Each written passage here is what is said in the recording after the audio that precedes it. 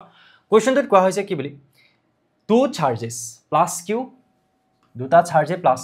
q and plus q তাৰমানে plus q each হয়নে are kept to a distance apart দুটা charge আছে charge দুটাক আমি কিমান ডিসটেন্সত ৰাখিছো twice a ডিসটেন্সত ৰাখিছো ধৰি লোৱা এটো এটা চাৰ্জ যেটো হৈছে plus q এটো এটা চাৰ্জ ধৰি লোৱা plus q আৰু সেই চাৰ্জ দুটাক আমি কিমান ডিসটেন্সত ৰাখিছো twice a ডিসটেন্সত ৰাখিছো হল a thin charge minus 2q thin কৈছো মই a third charge minus 2q is placed midway between them তাহাতৰ একদম হুমাজত মই আৰু এটা চাৰ্জ থৈছো 3 নম্বৰটো চাৰ্জ থাৰ্ড চাৰ্জ যেটো হৈছে -2q একদম হুমাজত -2q যদি তুমি 2 এটো এহেতৰ মাজৰ ডিসটেন্স বুলি কৈছা তেতিয়ালে তুমি একদম এটা বস্তু গম পাইছা নে নাই পোৱা যে a কোণৰ পৰা a কোণৰ ডিসটেন্স a ইয়াৰ পৰা ইয়াৰ ডিসটেন্স a ইয়াৰ পৰা ইয়ালৈকে a ইয়াৰ পৰা ইয়ালৈকে ডিসটেন্স টো a হয় The question that কৈছে the potential energy of the system to potential energy কোনটো চেপ্টাৰৰ কোৱা চেপ্টাৰ নম্বৰ 2 হয়নে সো potential energy কাৰণে আমি এটা ফৰ্মুলা পাইছিলো potential energy ফৰ্মুলাটো কি আছিল আমাৰ 1/4 pi epsilon naught q1 q2 divided by r ধৰিলা দুটা চাৰ্জ আছে এটা হৈছে q1 আৰু এটা হৈছে q2 তাহাতৰ মাজৰ ডিসটেন্সটো হৈছে r তেতিয়ালে এই যে দুটা চাৰ্জৰ এই যে সিস্টেম বুলি কলে তাত ধৰিলোৱা দুটা তিনটা চাৰ্জৰ একেলগে তুমি হেতু এটা সিস্টেম বুলি ভাবি লব পাৰা সো এইটো এটা দুটা চাৰ্জৰ সিস্টেম এই গুটেই সিস্টেমটোৰ টোটাল পটেনশিয়াল এনাৰ্জি কিমান বুলি কলে ফৰ্মুলাটো হল এটো চাৰ্জ কেটাৰ প্ৰডাক্ট থাকিব ওপৰত আৰু তলত কি থাকিব তাহাতৰ মাজৰ ডিসটেন্স থাকিব এতিয়া মই কলো যে দুটা চাৰ্জৰ মাজত যদি এনেকুৱা হয় এটো যদি তুমি জানা তেতিয়া হলে তুমি ইয়াত কেটা চাৰ্জ দেখিছা স্যাৰ তিনটা চাৰ্জ দেখিছো সো তিনটা চাৰ্জ এটা হৈছে a2 ধৰিলোৱা তুমি q1 বুলি ধৰিলোৱা ইয়াক তুমি ধৰিলোৱা q2 আৰু এই মাজৰ চাৰ্জটোক তুমি ধৰিলোৱা q3 এটা মই দুটাকে পেয়াৰ বনাব পাৰো চোৱাচোন 1 and 2 চোৱা এনেকে 1 and 2 2 and 3 and 1 and 3 বা 3 and 1 এই তিনটা মই পেয়াৰ বনাব পাৰো যেতে আমাৰ হাতত তিনটা বস্তু থাকে আমি পেয়াৰ কেনেকে বনাও 1 2 ধৰিলোৱা q1 q2 2 3 ধৰিলোৱা q2 q3 and 3 1 so আমি 3 টো মাজত লৈছো কানে এনেকে দেখাইছো সো কি পাবা তেতিয়া q3 q1 এনেকে তিনটা আমি পেয়াৰ বনাম যে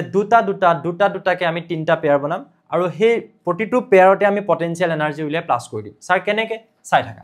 সো প্ৰথমতে মই কি কৰিম ইয়াত টোটাল যেটো পটেনশিয়াল এনাৰ্জি হ'ব ইউনিট বুলি কৰো টোটাল পটেনশিয়াল এনাৰ্জি কেনেকে উলিয়াম পটেনশিয়াল এনাৰ্জি 1 আৰু 2 ৰ মাজত 1 and 2 plus potential energy 2 and 3 ৰ মাজত 2 3 plus potential energy 3 and 1 or মাজত 3 and 1 so potential energy formula to কি আছিল sir 1/4 pi epsilon naught q1 q2 divided by r এটা q1 q2 মানে 1 আৰু 2 so a2 আৰু a2 এই দুইটা চাৰ্জ কি হয় q q নহয় জানো এটো q1 এটো q2 বুলি ধৰিছা q q so তুমি কি লিখিবা q into q divided by তাহাতৰ মাজৰ ডিসটেন্স কিমান হ'ব ইয়াৰ পৰা ইয়ালৈকে ডিসটেন্স কিমান sir twice okay তাৰ পিছত কি কলো সেকেন্ডৰ কাৰণে 1/4 pi epsilon naught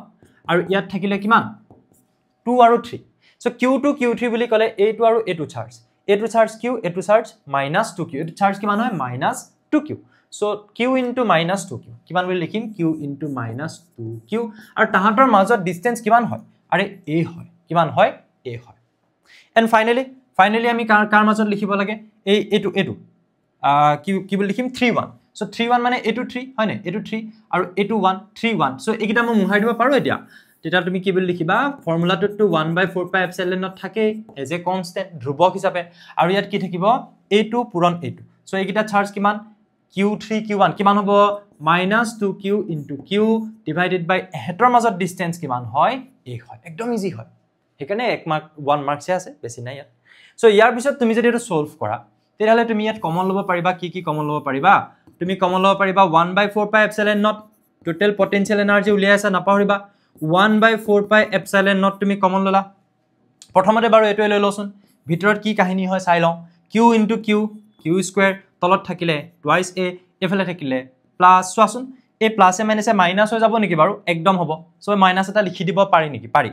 question paper solve কৰিবলৈ আহিছা এখিন এটলিষ্ট এখিনিটো আমাৰ কনসেপ্ট থাকিব লাগিব যে প্লাস এ মাইনাস হলে একেলগে আমি মাইনাস লিখি দিব পাৰো হয়নে সো 2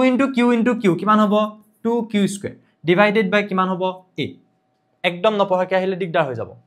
তাৰ পিছত এবোৰ এটা দৰকাৰ নাই আৰু আমি ম্যাথমেটিক্যালি সলভ কৰিলে হল 1/4 পাই এপসাইলন নট কমন লৈ গলা এই মাইনাস এটা থাকিলে কিমান থাকিব 2q * q কিমান হ'ব বুলে 2q স্কয়াৰ তলত কিমান a